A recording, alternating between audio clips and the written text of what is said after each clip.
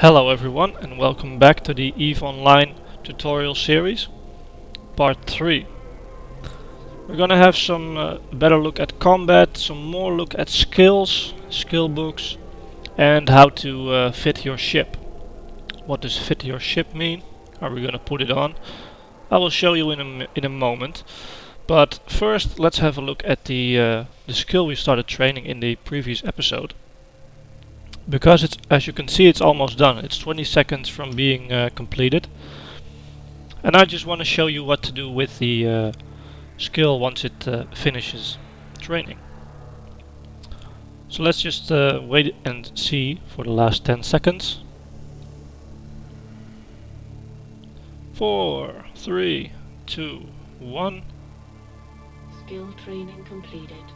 You'll get the aura telling you that the skill training is completed, and you'll get a warning that no skill is in queue. Now, one of the most important things in EVE Online is to always, as long as your account is active, always have a skill in training. Because like I said, I think there are about 230 separate unique skills in the game, and training them all is impossible. If you want to train every single skill in the game to level 5, it will take you over 8 years in real time. So that's impossible to do. Instead, you will have to specialize in a certain occupation or a certain specialization that you want to specialize in, really. And the game will teach you and give you some options on what you can do, and I will also give you some advice on the multiple things you can do or work towards. But for now, let's just keep training shield operation. I'm going to train it to level 5 and it takes 38 minutes and 50 seconds. And with each level, it will take longer to train. For example, engineering up here. Already we have it at level 3. If we want to train it to level 4, it takes 20 hours and 41 minutes and 50 seconds. If we wanted to train it to level 5, it will probably take a day or so. Maybe a day and 20 hours. The more advanced skills, so the skills you will be getting later as you play for a few months, some will take a month to train, some will take 3 months to train. I think there are 4 or 5 skills that even take half a year to train to level 5. So don't be intimidated. It's not a weird thing to have a skill in training for like 2 months or something. That's just something that's part of the game. That's something you'll have to get used to. Skills also have a level. So aside from this level, it also has a multiplier. Engineering and shield operation are multiplier 1. There are also, let me see if I have some that have a different multiplier. Don't think so, since we just started. Oh, here, Minotaur Frigate has a 2 times multiplier. That means that every level takes twice as long to train. So instead of the 8 minutes we just spent on shield operation, training level 1 for this skill would have taken 16 minutes instead of 8. And so forth and so on. These go as far as a 30 times multiplier, I think. Not completely sure about that. Don't pin me on that, I could be wrong. Anyway, we have skill in training. You can put a new skill in training from anywhere in space. You don't have to be docked at a station to do so. You can be on a mission, or you can be flying around doing nothing. Can just open it from right here. Open character sheet, click on your little picture, which we don't have yet, and it will open this tab. Underneath your picture you can see the progress bar for your currently training skill. And since we just started, it's empty right now. Another thing, we have a training queue, which means that you can queue a set of skills to train once this is done, so you don't have to keep logging back in when you have some short skills up for up for training. Because let's pretend that I just put the skill in. It ends in 35 minutes. But if I decide to go to bed in 15 minutes, that would mean I would lose like 9 hours of training, if not more. So instead we can choose to add some extra skills to that, so we can use our time more efficiently. So we can add electronics level 4 to it, which would put the total training time at 21 hours and 17 minutes. You can put in skills as much as you want for a total of 24 hours. And if you go over the 24 hours, like, let me just add another skill for 20 hours, like Spaceship Command down here. If you add that, it will add it for the complete duration of the training, but you can't add any skills after this. So it will train shield operation, it will train electronics, and it will train Spaceship Command. And after Spaceship Command is done, you'll have to manually put in a new one, or add one to the queue once you have room again. Anyway, that covers the skill system. Yes, we want to apply the changes. Don't want to bother with the skill anymore. Alright, we're gonna move on with the missions. We got our new ship, and now we need some weapons and stuff, and we could use some money as well. Next. Let's just open the mission first. You're doing well so far, Angela Oscald. Your next test will involve some basic combat training. When you are ready, you will be provided with some modules to fit to your starship. Make sure to keep following the tutorial. I will explain how to fit the modules. Alright. Accept the mission. And close. I'm gonna open the fitting. And this is basically the... here you can decide what weapons you want to have on your ship and what defensive modules. You can everything you can think of. You can have shield boosters that boost the output of your shield or make it stronger. You can improve the hull of your ship or the armor of your ship. You can increase energy output so you can fire more weapons, all that kind of stuff. It can get really complicated, and once all these slots are open, like for bigger ships will have more slots to fill.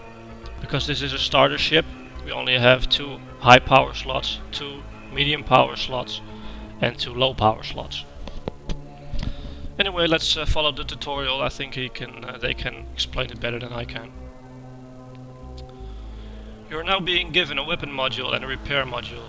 They will be placed inside your item hanger within your inventory. Open your inventory again and select your item hanger. Alright. This opens your inventory window. Your inventory pretty much covers everything that has a container. So your ship has a container. This is the cargo hold for your ship. Let me expand that. Angela Oscald's Reaper. The Reaper is the ship right there. The ship also has a drone bay, which we don't have anything in right now. We also have a ship hangar. That's only there are only ships in the ship hangar, so we only have hey, we have 2 Reapers. How do we get 2 Reapers? Okay, cool. And we have the item hangar, which is the storage in your station. Keep in mind that every station has its separate item hangar. So if you put something in an item hangar in this station and you go to a different station, you can't access those items because every station has a separate warehouse. Next. Every ship has 3 slot types where modules are fitted. High slots, these 2, medium slots, these 2, and low slots, these 2. To install the weapons module, drag it from your item hangar to the center of your fitting service window, where your ship is displayed. Alright, this is a weapon. It's a Gatling autocannon, 125mm, and there are multiple ways to fit it to your ship. First of all, you can just drag it here, and it will automatically snap to the right position. You can also just drag it to the... well, at least you used to be able to drag it to the right thing. You can just hover it over and you can put it in a specific slot. Yeah, you can't put a gun in a low slot because weapons are high-powered modules, so they can only be used in a high-power slot. This civilian shield booster is a medium slot, so you can only install it in the medium slot on your ship. And what this will do is it will boost your shield so you can absorb more damage.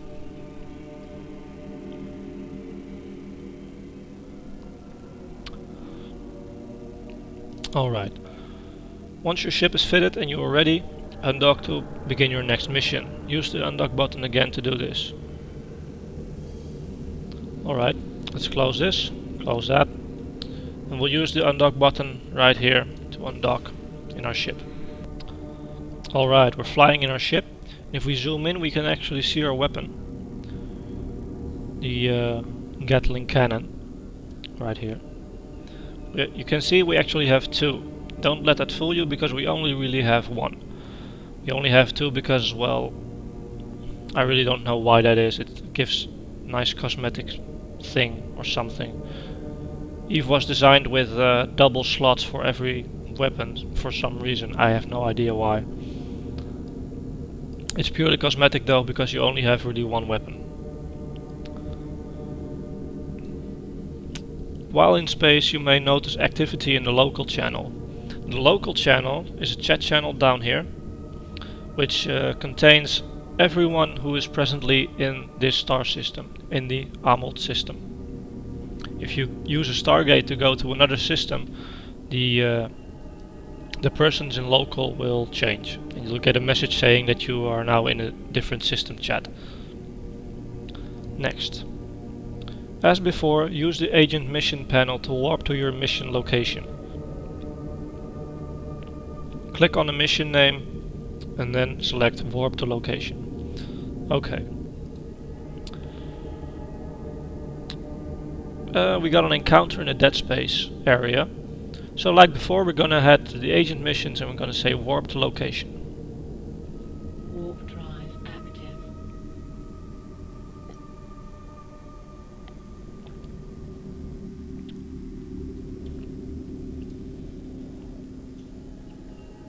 Loading your weapon. Projectile weapons fire projectile ammo. A small stack of ammo has just been placed inside your ship's cargo. You should load it into your weapon now. To do so, right-click the weapon module and select the option for the EMP-S ammo you've been given. This will load a stack of small electromagnetic pulse ammo into your turret. Okay, anyway, you'll find that in EVE Online, every race has their own selection of ships, and every race also has a favorite weapon. For instance, Minmatar, which is the race that my character is, uses primarily projectile weapons, while for instance the Amar will use laser weapons, and Goldaria will use missiles, and Galantu will use hybrid charges. Projectile ammo is fairly powerful, although the guns are fairly well balanced. Some are less powerful than others. Each of the weapon system has their own advantage. But what's important that all weapons need ammo, and you are responsible for your own ammo loading. If we open our cargo, we can see that we have gotten a load of ammunition, 1,000 pieces of EMP-S. The S stands for small, and ammo comes in small, medium, large and extra large. 4 types. Because the guns also range from small, medium, large and extra large. Don't worry about the extra large or large right now, because you're far away from that at this point. Just make sure you buy the right type of ammo, because medium ammo won't go into a small gun, obviously. Okay, to load the ammo, make sure it's in your cargo hold, and select it. It will take around 10 seconds to load the ammo, so make sure you always have loaded before you go into battle.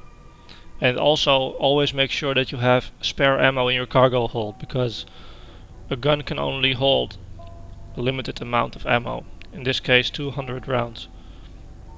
If the 200 rounds are up, you'll have to reload it with ammo from your cargo hold. Alrighty, next. Different types of ammunition will affect range and damage. For example, we're using EMPS right now, but there are, I think, 7 other types of ammo that this gun can use, like explosive, nuclear, all kinds of things. Every ammo type has its own advantage, so do your research on what you prefer. Alright, I'm gonna activate the gate. Warp drive active.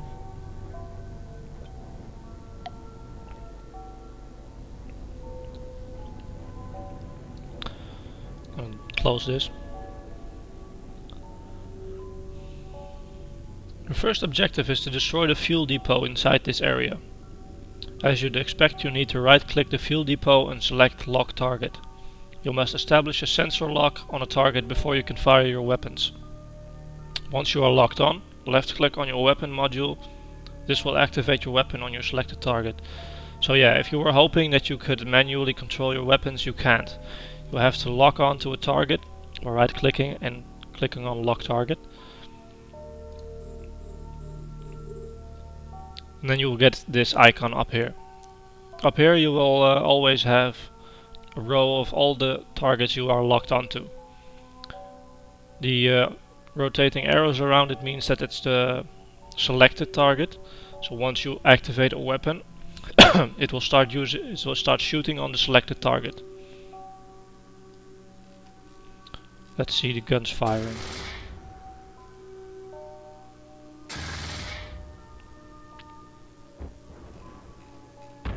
Oh, there it goes. Yay! Boom! Big explosion. Oh, I just got hit. Once you have destroyed the fuel depot, I'm going to cause your ship to take some damage. Don't worry though, you're just about to learn how to repair your ship. Directly below your ship is your heads-up display, which tells you at a glance the status of your ship. In the upper half you can see the 3 concentric white readouts showing you the status of your shield, your armor and your structure. Damage is applied to these 3 defensive layers in order, and when your structure is destroyed, your ship will explode. You can see from the red section that you've taken some damage, so you'll want to repair your ship. Activate your repair module now by clicking on its icon, which is below your weapon module. Okay, to expand on this a little bit, the upper arc is your shield, the middle arc is your armor, and the lower arc is your structure, which is basically just the hull of your ship. If we activate this, you can see that this slowly starts to fill up again, at cost of some of our energy in the middle here. Whatever you do, there are 2 types of ways to defend your ship. You can shield tank, which means that you are investing in ways to resupply your shield or repair your shield, whatever. You can also armor tank, which means that you repair your armor or have armor defense on your ship. Don't mix the 2, just pick one or the other. Don't shield and armor tank, always either shield tank or armor tank. Don't mix up. And whatever you do, don't never tank your structure, because you simply won't survive. Your structure is not tankable, even though there are some modules in the game that that will allow you to tank your structure. No one will ever recommend it to you. If your armor is almost down, make sure you get out of there. Make sure you get the hell out of whatever situation you're in, because you won't survive. Anyway, we just repaired. Each type of defensive module will only repair the appropriate layer. Armor repairers won't repair shields, and shield boosters won't repair armor. Your shield will regenerate on their own over time, but armor and structure can only be repaired by activating the appropriate modules or using station repair facilities. Next. When you enter the next area, you'll be attacked by hostile ships with red crosses as their brackets. Anything that shows up as red cross is a valid target and will usually attack on sight. Alright, we need to head to the acceleration gate, so we'll go approach. Let's zoom in, have you guys something to look at. Down here is the speed of your ship, by the way. You can see that this ship is a lot faster than the capsule we were in earlier. Activate the gate. Warp drive active. The bigger the ship, usually the slower they are. Some ships don't go past 50 meters per second, while this one goes 300. So that's a balance you'll have to find for yourself.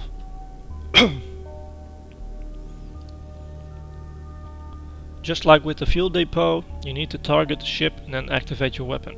Right click the ship, select target to lock on, and then click on your weapon to activate it. Well, that's easy.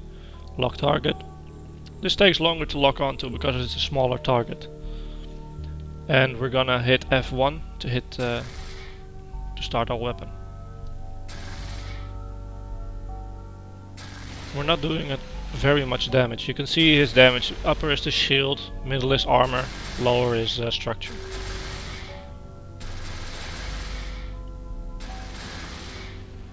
There he goes.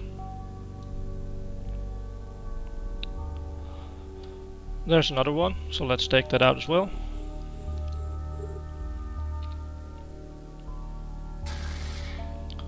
These messages up here will tell you how much damage you're doing and how much damage you're getting. Right now I'm still sitting still in space, but it's advised to never sit still. It's best that you move around while you deal damage, because the faster you are, the less likelihood of the weapons hitting you. So the less damage they do to you. Once you've destroyed both enemy ships, your work here is done. Dock on the station and complete the mission. Okay, let's dock again. Warp drive active.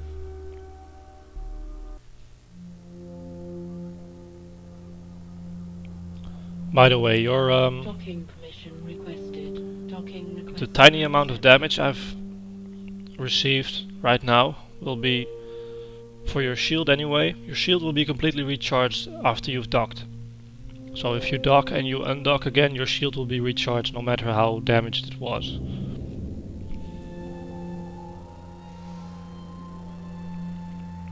Okay, let's start the conversation again, complete the mission, and we'll receive one small shield booster 1. Okay, I think this is the end for this tutorial. Thank you for watching. In the next tutorial we're going to talk about ISK and earning some money. Yeah, well, leave a comment in the comment section below. Subscribe to the channel if you want to see more of this great tutorial for EVE Online. And I'll hope to see you tomorrow, well, not tomorrow, next time. See you later, bye bye.